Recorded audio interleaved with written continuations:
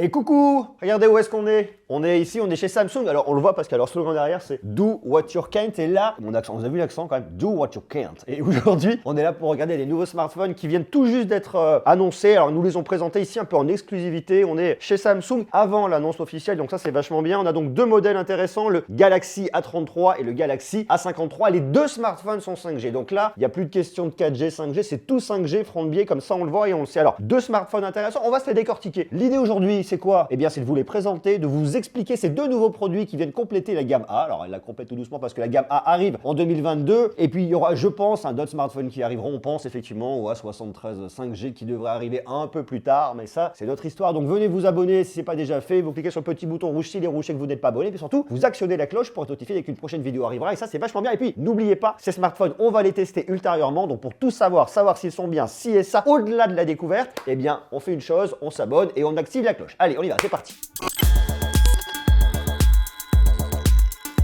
Deux nouveaux smartphones. Alors effectivement, il y a le A33 5G qu'on va regarder. On passera un peu plus rapidement parce que même si c'est un smartphone qui est intéressant et qui est bien placé et qui est très joli en plus, hein, j'aime bien le design, je dirais que la star aujourd'hui, c'est le A53 5G parce que je ne sais pas si vous le savez, mais je vous l'ai déjà dit avant dans d'autres vidéos quand je parlais du A50, du A51, du A52. Eh bien, dans la gamme A, les modèles 50 sont les modèles qui se vendent le plus chez Samsung. C'est les modèles de volume, c'est les modèles de masse et c'est, je dirais, le meilleur rapport qualité-prix parce qu'ils sont super bien, ils ont un très joli design. Vous allez retrouver effectivement un écran Infinity O. C'est quoi le Infinity O? Eh bien, c'est le petit trou en haut, la petite encoche, la petite bulle comme vous voulez, qui se trouve au centre, qui est sympa, avec un petit menton, c'est-à-dire une partie noire qui est quand même assez discrète sur le bas, des contours très fins et un design qui est super sympa. A contrario, le A33, bah forcément, va être un peu plus bas au niveau du tarif et le design va être un peu moins sexy. On peut pas tout avoir, faut faire des compromis. Ça, on s'en doutera. On a un écran Infinity U. U, c'est quoi? Eh bien, en fait, vous voyez, c'est la partie du haut qui vient descendre et qui vient manger une petite partie de l'écran. C'est un peu moins discret. Et puis, je dirais qu'on a des bordures qui sont un poil plus large sur le côté, un poil, hein, ça se joue à pas grand chose, et puis le menton qui est un peu plus proéminent, donc on a un design qui va être un petit peu moins bien du côté de la face avant. Par contre, au niveau de la face arrière, c'est quasiment la même chose. La seule différence qu'on va venir retrouver ici, c'est que, eh bien, on va avoir un dos qui va être mat au niveau du A33 5G, toujours bien évidemment, qui prend un poil les traces de doigts, donc bon, ça c'est du point de détail, me direz-vous, tandis que sur le A53 5G, on a un dos qui est un peu plus brillant. Alors c'est pas dingue, hein, quand on les met face à face et qu'on regarde et qu'on compare, on voit pas une énorme différence comme ça. À l'œil nu posé un peu loin, c'est vrai que je ne le vois pas trop, faut vraiment les avoir sous les yeux pour s'en rendre compte, mais il y a une petite différence côté mat, côté brillant. Même là, vous voyez, c'est pas dingue, hein. C'est vraiment pas dingue.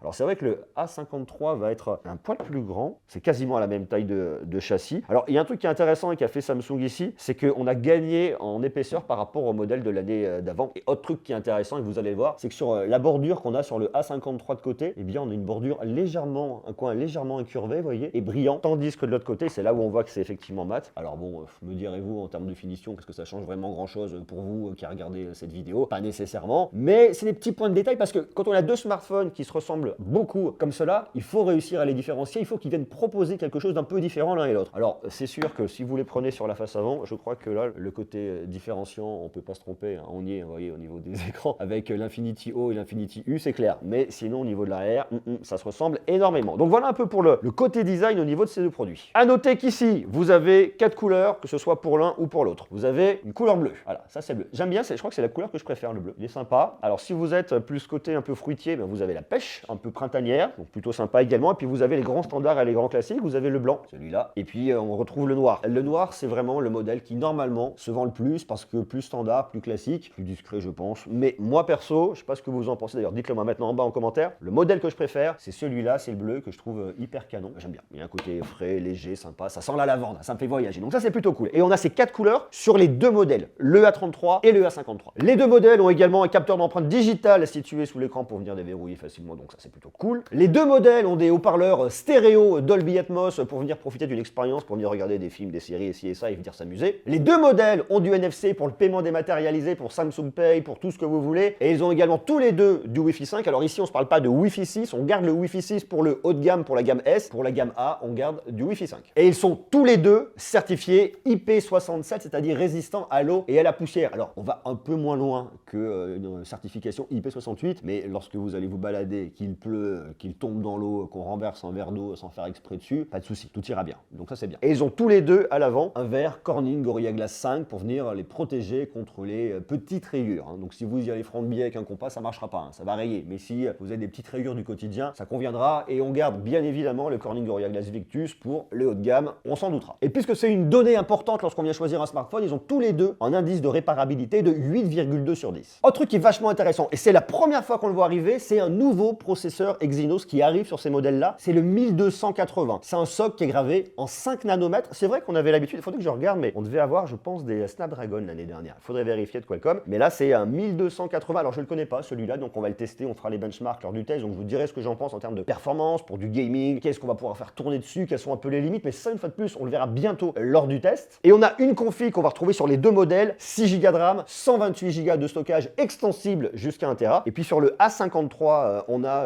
une différence. Vous pouvez avoir une config un peu plus musclée, c'est-à-dire du 8 Go de RAM, 512 Go de stockage extensible également grâce à une carte micro SD. Sur les deux modèles, on va retrouver une grosse batterie de 5000 mAh. L'idée ici, vous savez, c'est de pouvoir tenir 2 jours. C'est la promesse qui est faite. Une journée et demie, je pense qu'on va y arriver. On regardera pour les 2 jours. Et puis surtout, le truc qui est vachement intéressant, c'est que pour la première fois dans la gamme A, ils nous ont mis une compatibilité avec un chargeur 25 watts. Alors, chargeur qui n'est pas inclus dans votre boîte. Donc, si vous voulez de la recharge 25 watts, il faut venir acheter un chargeur 25 watts en plus que vous pouvez trouver chez Samsung. D'ailleurs, je vous mets tous les liens en bas dans la description. Ça vous permettra de le recharger très rapidement. C'est-à-dire que déjà, vous l'avez mis la moitié de la charge en un peu moins de 30 minutes. Donc ça, c'est cool et c'est très rassurant. Ici, pas de charge sans fil et pas de charge inversée non plus. On s'en doutera. Au niveau de l'écran, qu'est-ce qui se passe? Ça nous intéresse. Ici, sur le A53, on a un grand écran de 6,5 pouces. Je vous l'ai dit, c'est un écran Infinity O avec le petit trou en haut. Résolution Full HD+, avec un taux de rafraîchissement qui va à 120 Hz. Alors ici, on n'a pas d'adaptatif. Attention, c'est beau être une dalle Super AMOLED, on n'a pas de techno LTPO. Donc ici, c'est soit du 120 Hz, soit du 60 Hz. C'est pas les deux. Il faut choisir. C'est soit l'un, soit l'autre. Ça veut dire que lorsque vous êtes en train de regarder un film, une série et compagnie, vous n'avez pas besoin d'avoir du 120 Hz. Vous mettez directement, vous switchez, vous le faites vous directement ici dans vos paramètres, vous passez en 60 Hz. Ça va venir consommer moins au niveau de la batterie. Et lorsque vous vous dites, allez, je suis un peu vénère, là, je vais mettre un jeu et je veux derrière que ça dégomme, eh bien, je viens changer et je passe en 120 Hz. Et là, je vais avoir le maximum de fluidité. Attention, par contre, l'autonomie derrière, elle va baisser. Bon, voilà. Il faut faire des choix et il faut que vous veniez faire les modifications directement ici dans vos paramètres. Tandis que sur celui-là, le A33, on a une dalle qui est un peu plus petite, c'est du 6,4 pouces. Bon, 6,4 pouces versus 6,5 pouces, vous voyez, il n'y a pas non plus un écart de dingue. C'est vraiment, je dirais, le look and feel avec l'écran Infinity O, Infinity U et puis le menton. 6,4 pouces, Full HD+,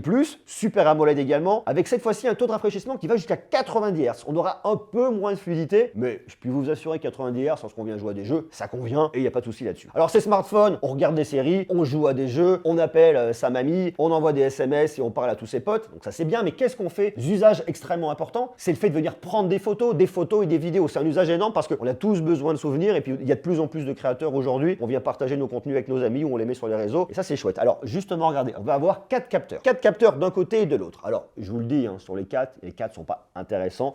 Il y en a un, il y en a 2 éventuellement qui vont être plutôt cool. On regardera ça une fois de plus lors du test, faut voir ça. On a un grand angle ici sur le A53, c'est un 64 mégapixels. Et ce 64 mégapixels, il est stabilisé. Stabilisation optique. Et ça c'est très cool, surtout pour moi. Moi qui bouge des mains, vous voyez comme ça, je mets ma petite, hop là, je me mets comme ça. Alors vous le voyez pas parce que moi je vois et c'est moi qui l'ai devant moi, mais c'est stabilisé. Et pour autant, mon smartphone il bouge. Donc ça c'est très très bien qu'il nous l'ait mis ici sur le A53, mais également sur le A33. Sur le capteur grand angle, on a une stabilisation optique et ça c'est une vraie belle nouveauté qu'on retrouve ici aujourd'hui dans cette gamme A. Et vous avez un ultra grand angle pour venir ouvrir. Lorsque vous êtes devant un bâtiment, vous dites, bah ok, le grand angle ça suffit pas, je peux pas reculer énormément.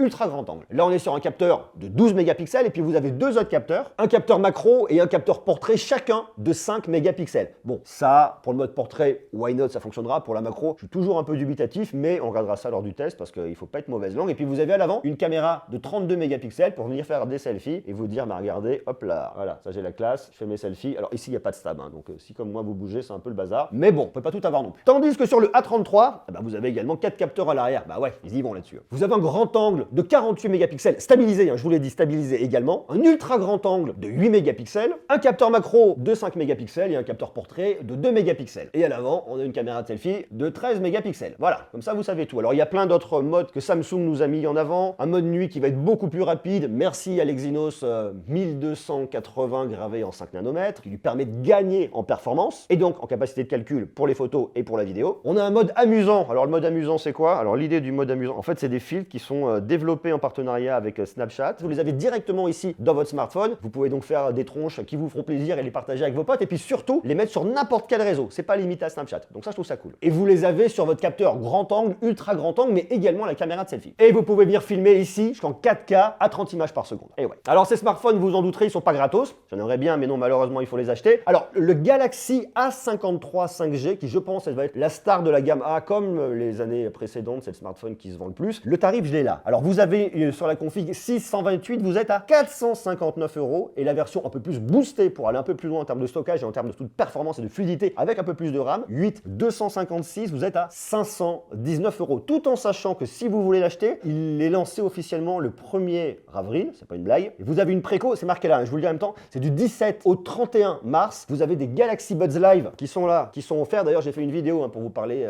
des buds de Samsung. Allez la voir si vous l'avez pas vu, comme ça vous saurez tout et vous saurez tout sur ces Galaxy Buds Live. Et vous avez en plus 50 € offerts en crédit sur Google Play. Donc ça vaut le coup si vous voulez venir acheter des choses, acheter des jeux ou vous faire plaisir. Vous avez un peu de crédit, donc ça c'est cool. Et le Galaxy A33 5G, lui, il est à 379 € et il n'y a pas de précommande, pas d'offre. 379 €, c'est le prix, pas plus, pas moins. Et vous le retrouvez bien évidemment sur le site de Samsung. D'ailleurs, je vous mets tous les liens en bas dans la description. Vous pouvez y aller, vous cliquez, vous regardez. Et vous pouvez faire votre choix. Et n'oubliez pas que si le A53 5G vous fait de l'œil, pensez au préco parce que avoir des petits Buds Live offerts avec et 50 € de crédit sur Google Play, c'est quand même plutôt pas mal. Voilà pour ces deux smartphones. Alors, on va les regarder, on va les tester, surtout le A53 5G qui est vraiment le smartphone qui m'intéresse le plus parce que j'aime beaucoup ces produits A50, 51, 52, 53 dans la gamme de Samsung, dans la gamme Galaxy A. Je trouve vraiment intéressant. Donc, on va regarder s'il tient ses promesses, on va regarder ce qu'il fait en termes de photos, de vidéos, on va regarder aussi ce qu'il donne en termes de performance, notamment pour venir jouer avec ce nouveau processeur gravé en 5 nanomètres, l'Exynos 1280, puis on va regarder s'il est fluide, s'il est intéressant et surtout s'il est fait pour vous. Voilà. Donc ça, on en parle très bientôt. Je vous invite à faire quoi? Vous abonner une fois de plus, cliquez là, c'est le petit bouton rouge, c'est que vous n'êtes pas abonné, puis surtout, et même si vous êtes abonné, venez actionner la cloche pour être notifié dès qu'une prochaine vidéo arrivera et notamment le test du Samsung Galaxy A53. Pour le A33, on verra un peu plus tard. Voilà, je vous embrasse, prenez soin de vous, des bisous et beaucoup d'amour. Ciao.